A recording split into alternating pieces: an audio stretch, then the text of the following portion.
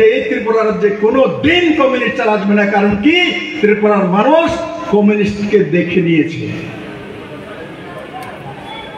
মানুষ, জাতি, জনজাতি সবাই মানে, এমনকি আমাদের রাজ্যের মধ্যে যারা মুসলিম আছে এরা পর্যন্ত ত্রিপুরেশ্বরী মায়ের মন্দিরে যান, খ্রিস্টান যারা আছেন এরাও যান।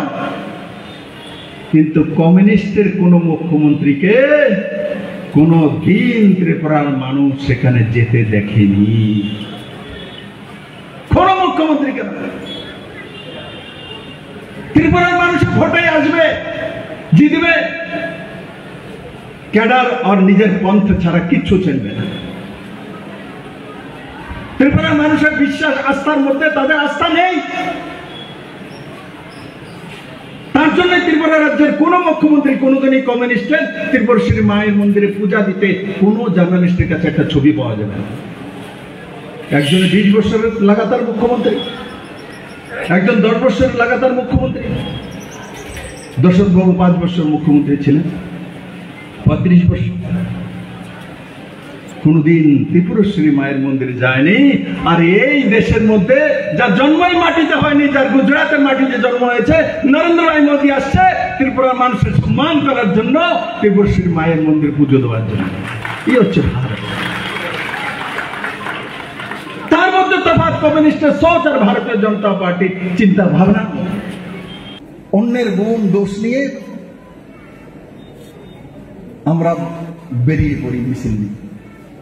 আর এটা কমিউনিস্টের স্বভাব।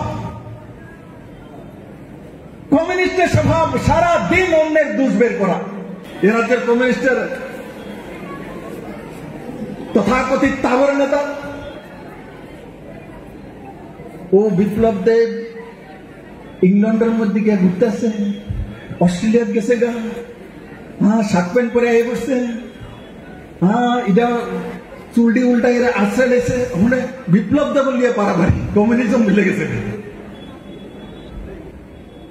কিন্তু ত্রিপুরাতে কোনো অফিসার, কোনো মাইকা লাল কোনোদিন বলতে পারবে না না ত্রিপুরা ভারতীয় জনতা পার্টির পয়সা। রাজীব বাবু আমার সঙ্গে অফিস বেড়া ছিলেন যে ত্রিপুরা ভারতীয় জনতা পার্টির কোনো পয়সা নিয়ে বিপ্লব দেব কোনোদিন বিদেশ করেছেন, বা মুখ্যমন্ত্রী থাকাকালীন কোনোদিন ত্রিপুরা সরকারের পয়সা দিয়ে কোনো বিদেশ পা রেখেছে বিপ্লব দেব চায়নি।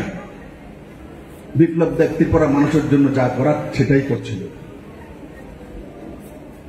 বিপ্লব দেব না পার্টির পয়সা খরচা করে বিদেশ গিয়েছিল, না জনতার পয়সা খরচা করে কোনদিন কোন বিদেশের মাটিতে পা রেখেছিল।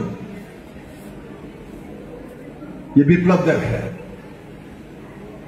ত্রিপুরার মধ্যে কোন पैदा হয়েছে কোন জায়গার কোন ব্যক্তি এই পর্যন্ত না সরকারি মাধ্যমে কোন ব্যক্তি বলতে পারবে বিপ্লব দেব তার কাছ থেকে কোনদিন 1 টাকা কমিশন শিখেছে। কমিউনিস্টরা শিখাবে বিপ্লব দেবকে রাজনীতি আর বিপ্লব দেবকে নীতি কথা। ওই পার্টিকে শিখাবে মাসুদিনের দল, লেনিনের দল, যারা কোটি কোটি মানুষের খুন করেছে। লেনিন সর্বারের নেতা লেনিনকে, লেনিন প্রখ্যাত শিল্পপতি, মার্কস এঙ্গেলসকে, তাদের মধ্যে একজন প্রখ্যাত ইউরোপিয়ান শিল্পপতি। এরা আমাকে মার্কসবাদ শিখাবে। তার জন্য ভারতীয় জনতা পার্টির কার্যকর্তাদের আমি বলি,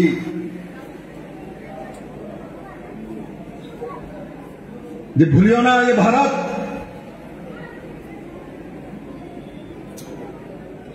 যে দেশে জন্ম নিয়েছো, তোমার প্রথম কর্তব্য সেই দেশ মাতৃকার জন্য।